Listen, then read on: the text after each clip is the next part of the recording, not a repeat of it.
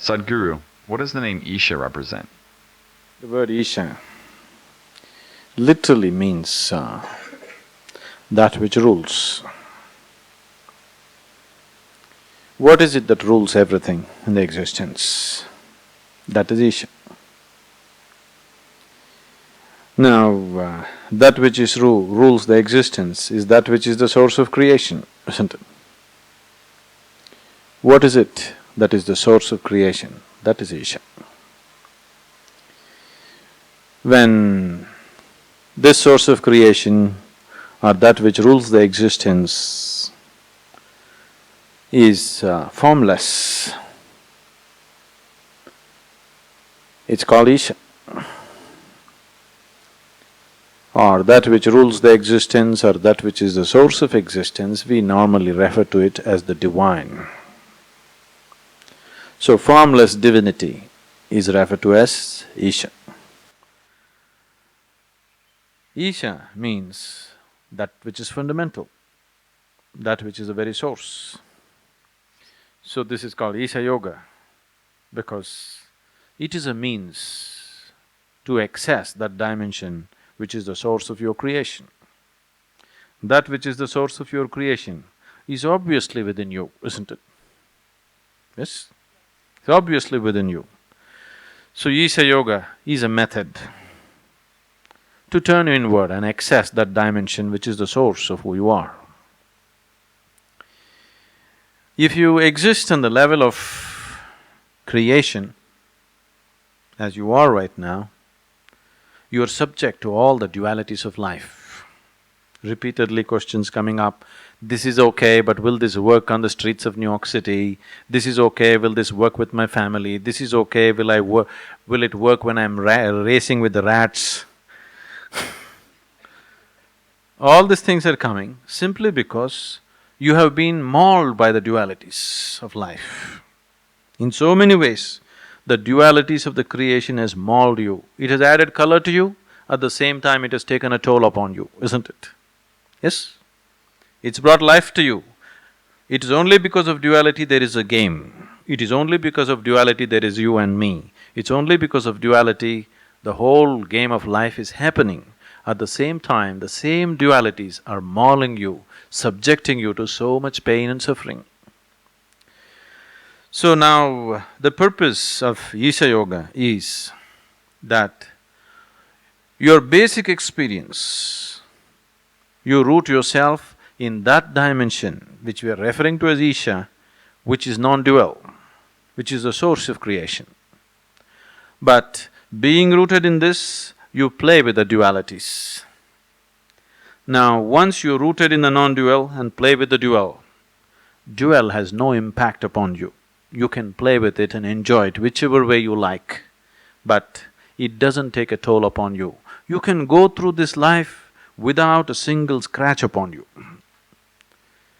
If you are rooted in that dimension which is the source of creation, if one part of you is creator, another part of you is creation, you can play with the creation whichever way you want, but it will not leave a single scratch upon you. But right now, the simple process of living, as people age, they're becoming wounded, isn't it?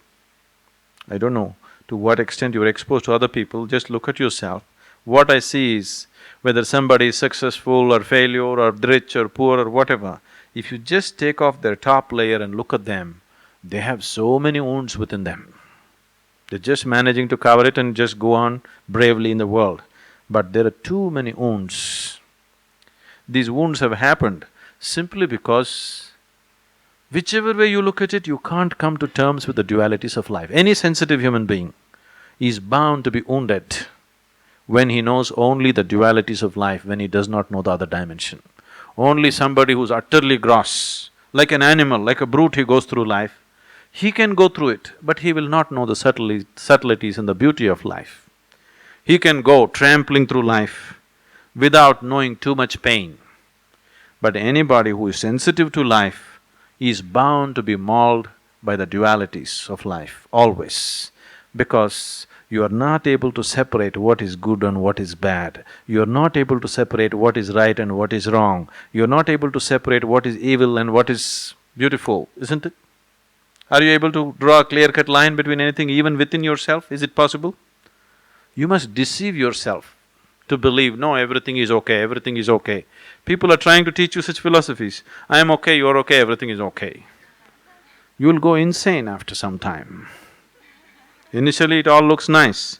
You will go insane because the very people who propagated such philosophies went insane, you know that? People who taught you, I am okay, you're okay, everything okay. These people went insane, committed suicide. People like Dale Carnegie and others, yes, they broke down, they became neurotic. Because you're trying to deceive the reality, not understanding the fundamentals of reality, just trying to deceive yourself, everything is okay. Everything is not okay, either with yourself or with the world, everything is not okay, isn't it? Yes? If you do a cover-up job, it feels good, but after some time it'll collapse. Now we are not seeing how to do a cover-up job.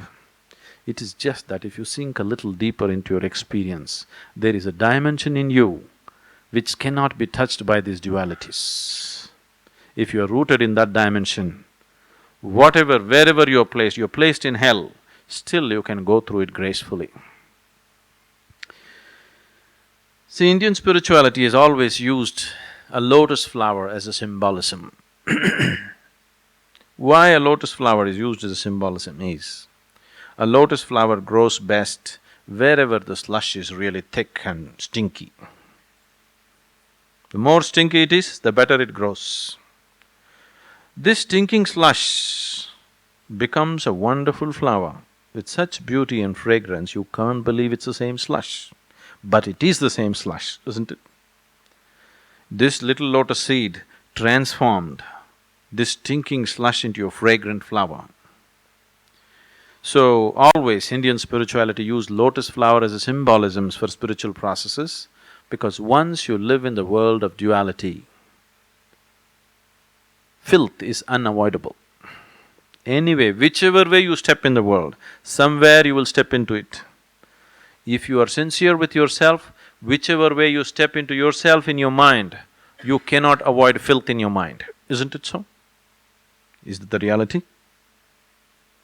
Only somebody who is blatantly lost in his moralistic nonsense believes he is pure-minded. Anybody who is sincere looks at himself, he knows a part of him is utter filth, isn't it? You cannot avoid it. Nobody can avoid it. Only moralistic fools have closed their eyes to it. That doesn't mean they're free from it. So once you're like this, if you're sensitive to this will just destroy you. This will just eat you up. That is the very nature. Life is made in such a way, the beauty of the creation is just that the ugly and the beautiful always together. What is filthy and what is sacred is always together. So, if one has to be in this world,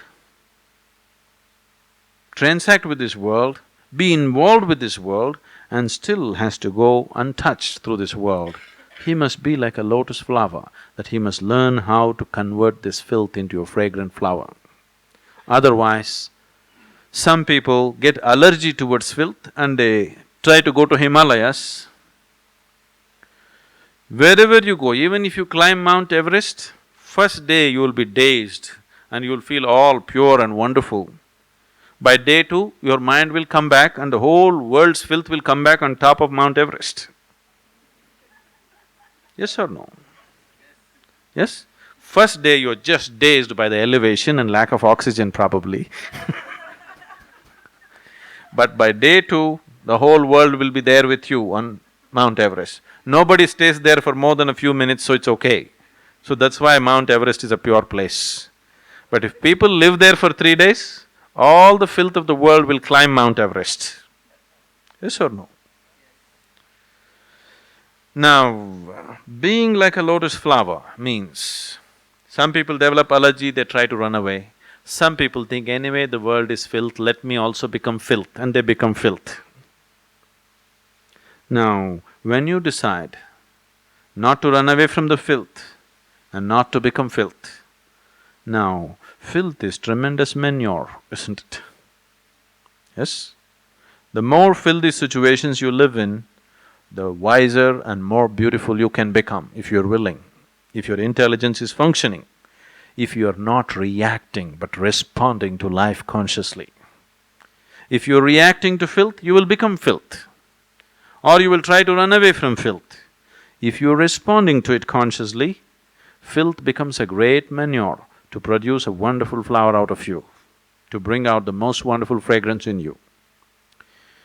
Gautama, the Buddha, repeatedly said, "I don't want to go to heaven." Everybody was talking about, we are doing all kinds of spiritual sadhana, I want to go to heaven. I see huge hoardings in United States. All the Christians are going to heaven. Are you missing out? Everybody wants to go to heaven. Gautama said, "I don't want to go to heaven because anyway, I'm like this. I'm beyond all suffering. Wherever you put me, this is how I will be. So let me go to hell. You say people are suffering there, I will go and do something there. Anyway, I cannot suffer. I have made myself like this that I cannot suffer, so let me go to hell." This man is free, isn't it? I want to go to heaven, I want to go to heaven. Why? Because you made a hell out of yourself here. That's why you want to go to heaven, isn't it? Somewhere you made a hell out of yourself, that's why you want to escape to heaven. If living here itself within you is a big heaven, where the hell you go, what does it matter? Wherever you go, this is how you will be. Either you create your situations or situations make you. These are the two ways to live. Yes? Some people are being created by situations, but some people are creating the situations in which they live. And that is the whole empowerment of being a human being, that you can create your situations, isn't it? So, Isha means to become a creator.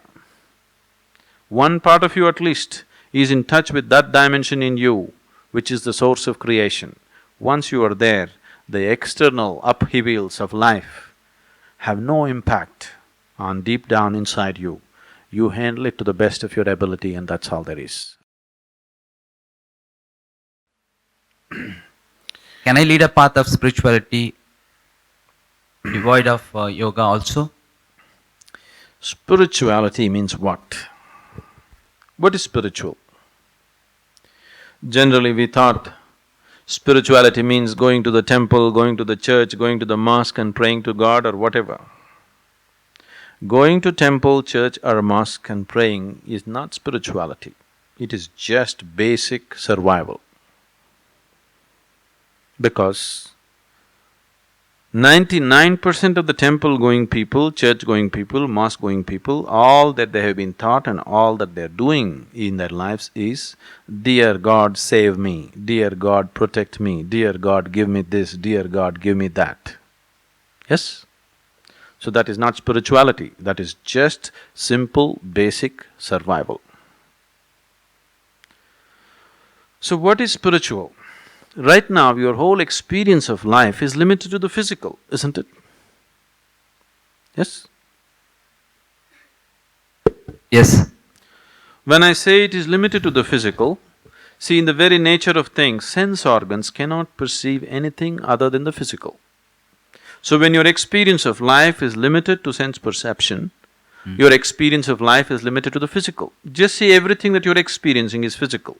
Your body is physical, the world around you is physical, your wife, husband, child, this, that is physical. You have emotions about it, but still physical. Even your mind is physical.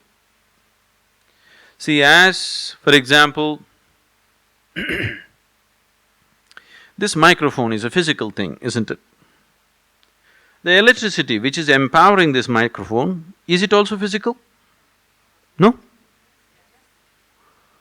It is physical.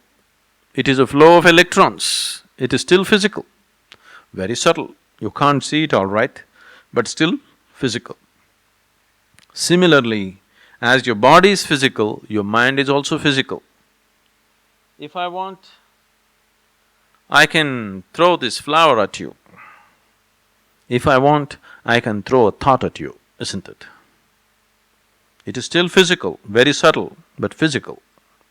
So everything that is in your experience is physical. Now, spiritual means if you begin to experience something beyond the physical, if your life is such that you have started experiencing something beyond the physical, now you're spiritual. It's the simplest possible way to put it.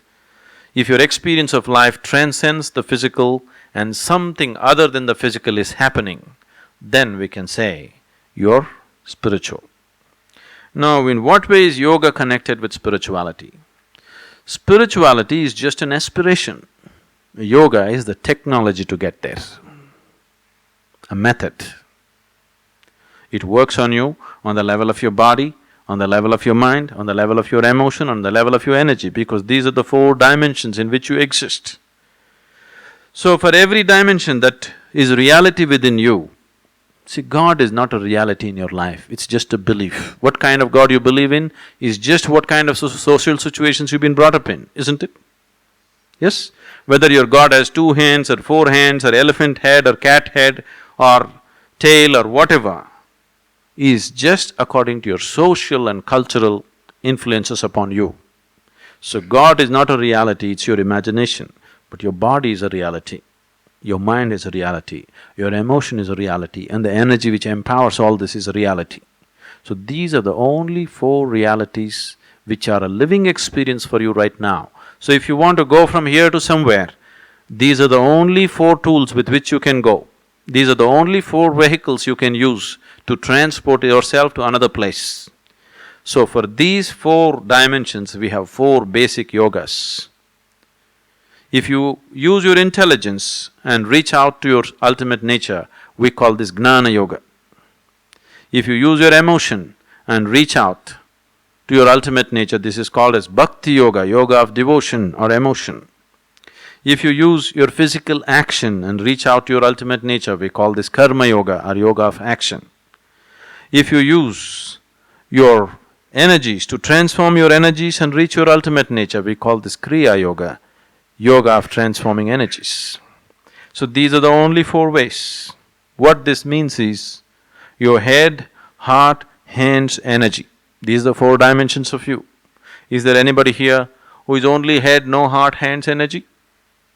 Is there anybody here with just one big heart, not the other things? You are a combination of these 4 things, isn't it? It is just that each human being here is a unique combination of these 4 things. Now, if you want to progress somewhere, your yoga should be a combination of these 4 things. Why for ages there has been so much stress on the presence of a live guru is simply because of this, so that he makes the right concoction for you, because each one of you is a unique combination of these 4 dimensions. That a yoga that I apply for this person, if I apply to this person, it will not work. He needs a unique combination. So that's what is being done here. Though we are all sitting together in the same hall, we are not mixing the same combination for each person. You will see as it progresses, towards the end of the program, people will share as if they have been in different programs. Already happening because we are mixing different combinations for different people, otherwise it won't work. That is why there is so much stress on a live guru.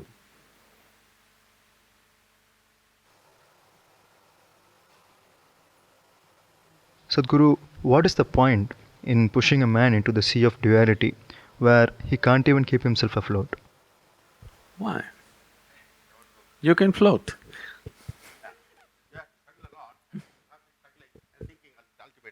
No, if you stop struggling, you'll float. Now, why creation? That's the question.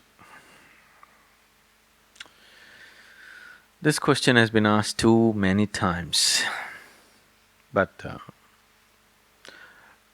shall I tell you why creation happened? Are you okay? Now, one day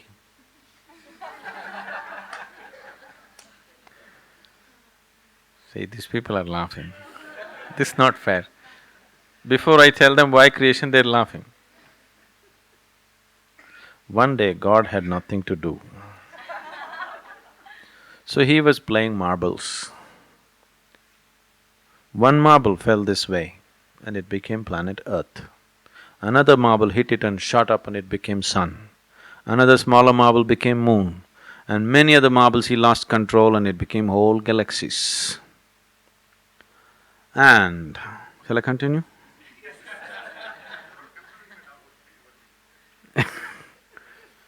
Now this is a ridiculous story you don't want to believe.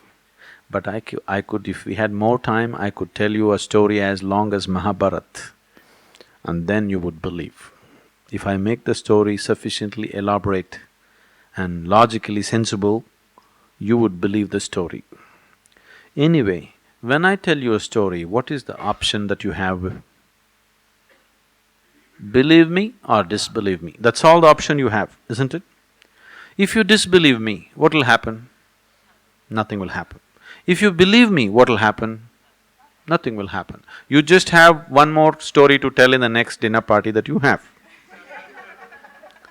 But in what way will it transform your life?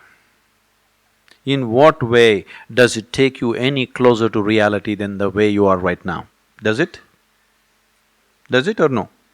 It doesn't, isn't it?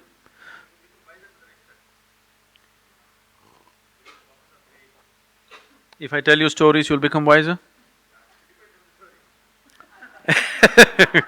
See, right now, just because people believe these stories, they have become utterly stupid, so stupid that today the fight in the world, don't believe this, that they are saying it is between good and evil.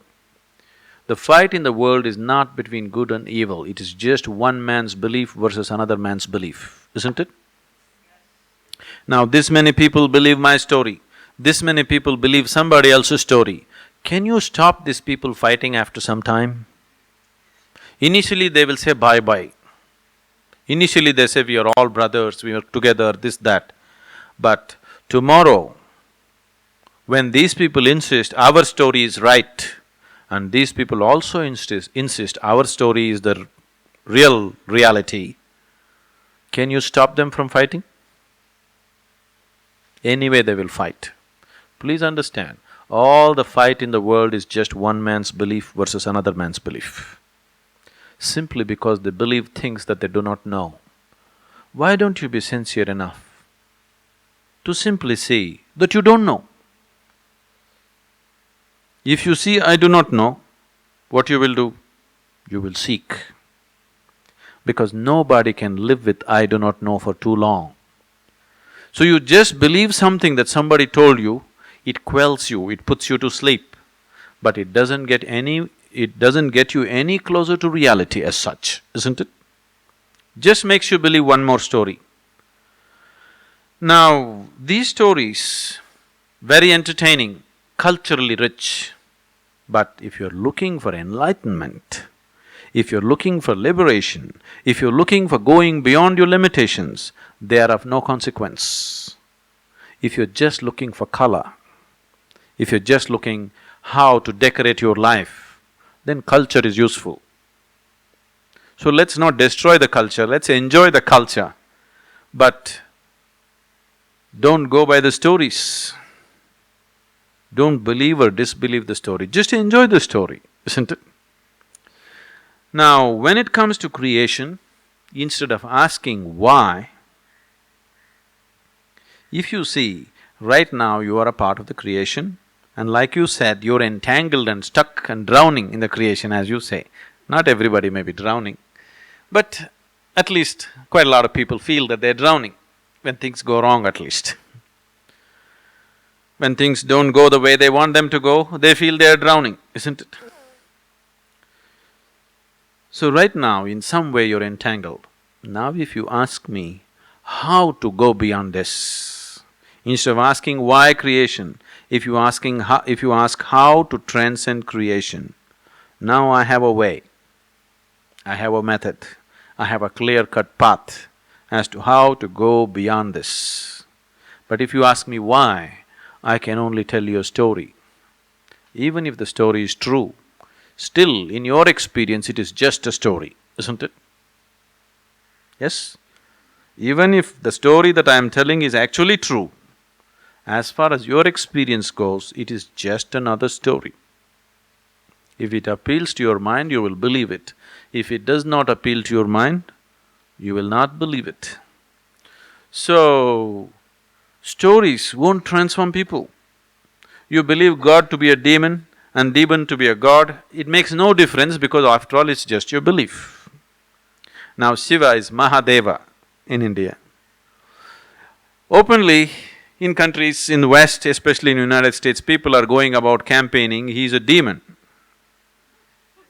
Okay? So, can you believe for an Indian, Shiva Bhaktas are here? He is the highest of the highest.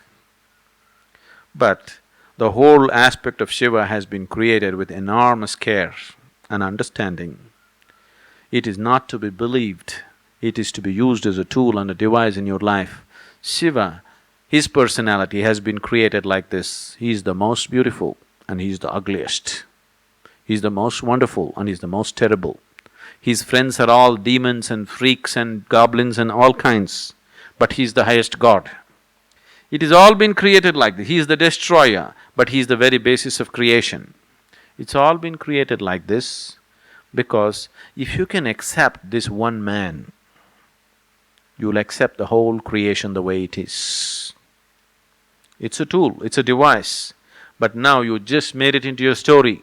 Suddenly it is no more it has lost its transforming impact upon you. If you really use Shiva as a tool, if you really use Shiva as a device to transform yourself, if you just see the evil and the good, the beautiful and the ugly, everything is a part of him, you would revere the ugly and the beautiful the same way, isn't it? Yes? That would be very transforming.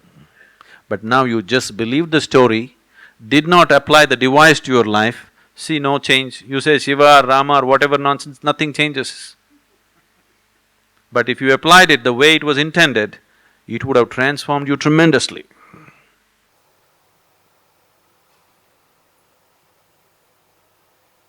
Sadhguru, what do you have to say about rational thinking?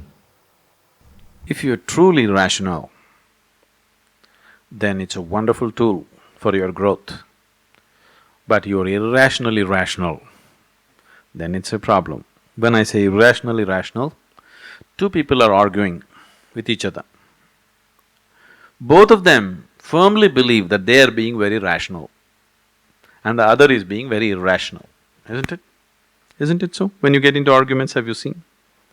You believe you are definitely saying the most rational thing, but the other person also believes that he is saying the most rational thing. So, who is irrational in this? Probably both. It is just that your rationality is coming from your identity, limited identity. Your rationality is not coming from an all-encompassing experience of life. Your rationality is coming from a very limited identity of who you are, what you have identified yourself to be. Now, you are irrational because you have excluded the rest of the world and rationalizing just with your identifications. That's very irrational, isn't it? That is why two rational people can get into a clash. Otherwise, how if I am rational and you are rational, how can there be a clash? It's not possible. But your rationality is coming from your identity, the other person's rationality is coming from his identity. The classic example is always man and woman getting into an argument, as man and woman. When they are together as man and woman, they are constantly getting into arguments. The woman is coming for her identity of her emotions, man is coming from his identity of whatever he thinks he is. And it's an endless argument. It goes on and on and on, never comes to any conclusion. If there is some emotion of love and understanding, somehow it quells and again props up somewhere and again props up somewhere. But it's a never-ending thing. Most of them are wise enough to understand, okay, he's like that, okay, she's like that, somehow let's get along. But In rationality, they are never meeting, isn't it? Because two different identities. So, when your whole rationale is springing from a small identity of who you are, it is irrational, isn't it? Today, as you said, like we are getting away all the dirt from us. Maybe we are a bad person till today. We are trying to become a better person. I didn't say such things. Okay, I am a bad person as of You're today. admitting it. Yeah, I'm admitting it. And maybe a week from now, I should be a better person. And does this, at the end of my life, decide my next life also? So what happens after death? That's a question. Some things, Ganesh, you will know only by experience. You want to know? It's best you know it only by experience. What happens after death? See, if you want to know what happens after death, do you know what is happening right now with you? Not as a person, as life. Do you know what's happening with you right now? No. So when you do not even know, when you don't have the capability to know life which is kicking within you this moment, where will you get the capability of knowing what will happen after death? So, if you want to know the process of life, this is the moment, isn't it? Now, you must make an effort to turn inward and go deep into yourself, to know the very fundamentals of who you are. If you know this, if you know the basic fundamentals of who you are completely now, even after this body falls apart, still you know the same thing. But if you do not know it now, the possibility of knowing it then doesn't arise. Because right now you are better equipped. Right now, you still have your intellect and discretion. When you shed your body, you don't have these things, you just function by your tendencies. So when your intellect is on and you have the discriminatory power to see what is what, this is when you must see it. What is happening with me right now? What is the nature of who I am right now? If this becomes a living reality for you, knowing what happens later will be very simple. I know that my father is dying, he's old, and I would like to talk to him about it. But I think it is totally unacceptable in our society. The moment a person is very old and you know he's going to go, you leave him even before he's dead. Why can't we talk about death in a positive way in our culture? If you avoid death, you will avoid life also. Only that person who is willing to die can live totally. One who tries to avoid death will naturally end up avoiding life. Because what you call as life and death are not different. Right now, you're living, are you living? But actually we can say, right now you're dying, slowly you're dying, one day it'll be complete. Isn't it so? The process of death is on right now. You're actually dying, one day the process will be complete. No, I understand. Now, that too in India, being born in India, if you avoid death, then you don't know anything about your culture. Because this very culture springs from being reminded of your death. See, only when you remind yourself of your death, you will turn spiritual. If you think of God, fantasies will come in your mind. No spirituality will come. Only when you realize, when you become aware, when you remind yourself, I will also die one day. Now, a search comes. Okay, somebody is around you right now as much alive as you are, they were everything to you in your life, suddenly one day, they're gone. When they fall dead, you think, oh, maybe he's just sleeping, maybe he will sit up now, maybe some miracle will happen, you know, mind will work like this. Then once you cremate him, this is it.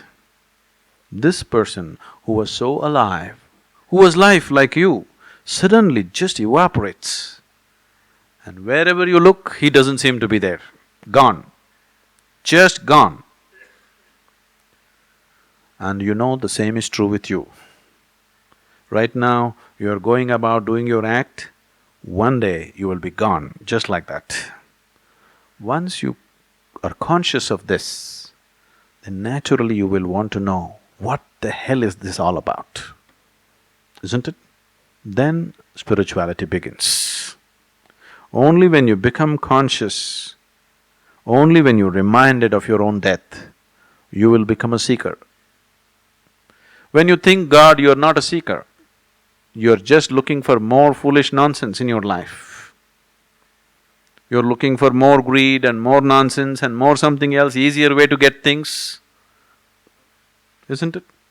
Only when you think death, you turn spiritual, you seek. So, not just to the old people in your house, to the very young children in your house, you must remind them consciously, all the time, very casually, not as some great doom is going to come. Death is not doom. Death is just a natural process of life, isn't it? You must tell your children always, this is not an endless game.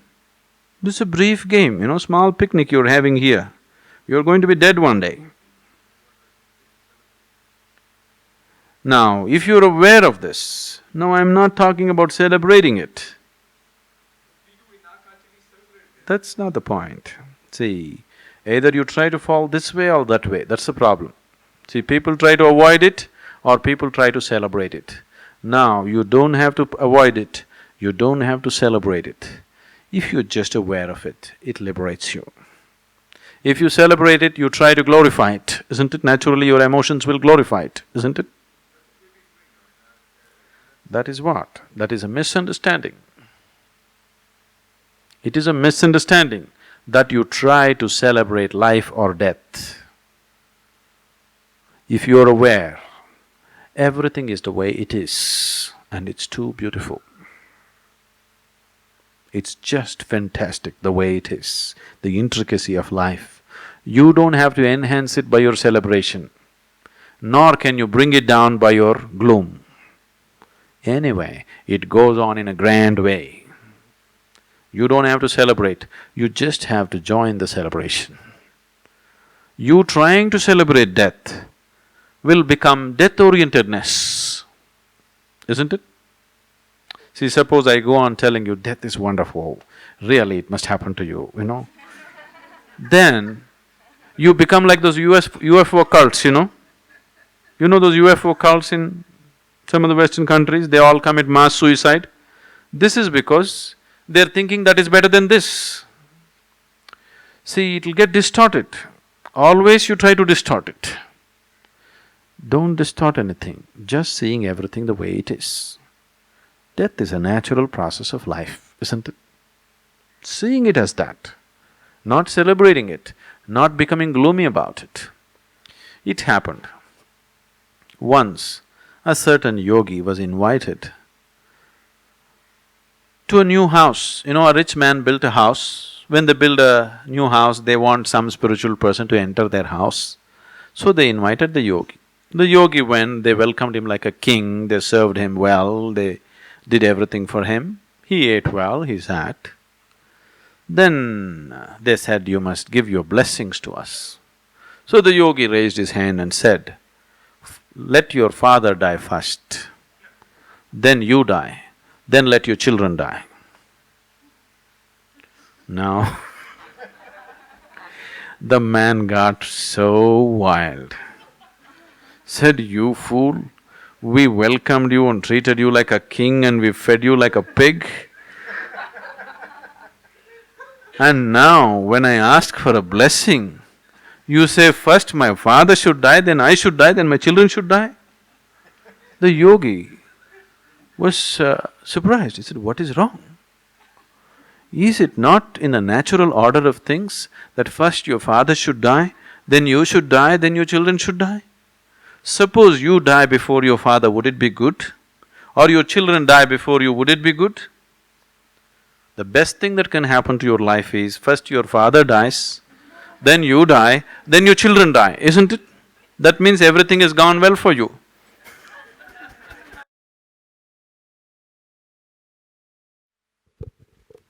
Guruji, what is the significance of lingam?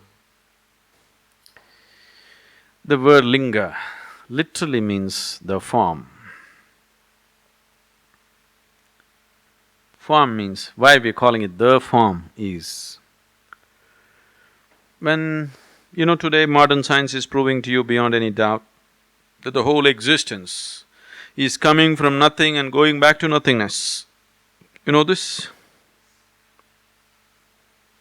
There was a time when modern science believed everything comes from something, you can neither destroy something nor create something.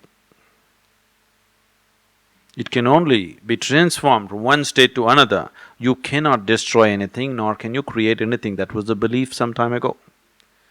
But today, modern science is proving beyond any doubt that everything comes from nothingness and goes back to nothingness. A whole bunch of galaxies sometimes just collapse into themselves and become nothing, There's something called as black holes.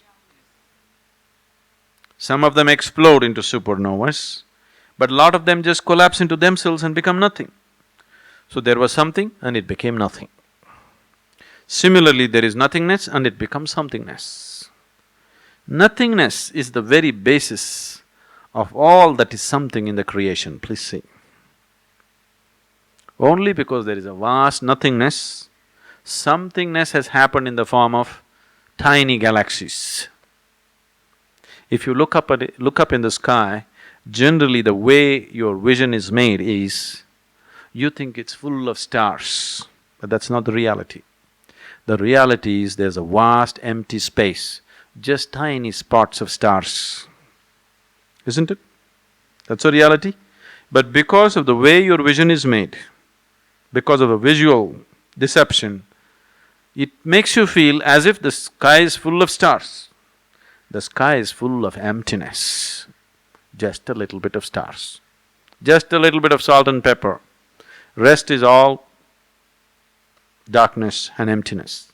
So everything springs from that and goes back to that. When the unmanifest begins to move towards the manifest, when the first manifestation begins, the first form that the energy takes is the form of an ellipsoid. You know what's an ellipsoid? A perfect three-dimensional ellipse is an ellipsoid. The first form is always a perfect ellipsoid. A perfect ellipsoid is what is being referred to as a linga. This we have always known. Yoga has always been saying this. Every human being who's gone deep enough into himself has always known this. But today, modern cosmologists have taken pictures of various galaxies and they say the core of every galaxy is an ellipsoid. Do you know this? No? The core of every galaxy, if you take pictures of it, is always an ellipsoid. So the first form that the unmanifest, when it begins to manifest, it takes the form of an ellipsoid. If you become meditative to a point where you become loose with your body, then you will notice once again your energies become an ellipsoid. That means before dissolution, the final form that you take also is an ellipsoid. So the first form is an ellipsoid, the final form is an ellipsoid. So linga is seen as a doorway. Either way, either this way or that way, it is a doorway to the beyond. If we take any form, suppose if you give me anything, let's say you give me this flower. You hold this flower in your hand, feel it if you're sensitive to it, and give it to me. I'll just hold it in my hand just for 10-20 seconds and give it to you. You will see it'll feel very different. I will make this flower feel very, very different in your hand because I'll energize this in such a way that it'll be vibrant in your hands. But this flower cannot retain it for too long. After some time, it'll be just a piece of organic material. But if you form a perfect ellipsoid, if you form a linga the way it should be and energize it, it'll be a perennial storehouse of energy. There is a whole science as to how to build a linga, the different dimensions, the different qualities that you can attribute to it. It is just that this science, which is very essential and very fundamental science, has been lost to some extent or to a large extent because the bhakti movement swept the country about 700, 800 years ago. The bhaktas took over temple building. So the science of how to make it, they dropped it because for a bhakta, bhakta means a devotee is not interested in any science. It is just the strength of his emotion, isn't it? You know, just simple strength of emotion. He is not interested in any science. So when devotees started building temples, they started building it whichever way they like. It's their love affair. You know, no rules, no science, no nothing. Their love affair just made them do lingas whichever way they feel like it. So, the science of making it sort of receded. But if it is properly made, it can be such a powerful energy form that people can experience it in an enormous way. It can be a great tool of transformation for people. Have you sat there for some time, any of you? You should just sit there, don't believe any nonsense. Simply sit there, don't think of Shiva and all this business. Simply just sit there, without any prejudice about it, without any beliefs about it, just sit there. It will shake you from the root of your spine. It'll just set forth a completely different process within you. Without a single instruction, you will be initiated into a very powerful process in the presence of the Dhanalinga. There's too much behind it, let's not go at it now. Those of you who want to know much more about it, most of you have the Mystics' Musings. The last chapter is all about Dhanalinga.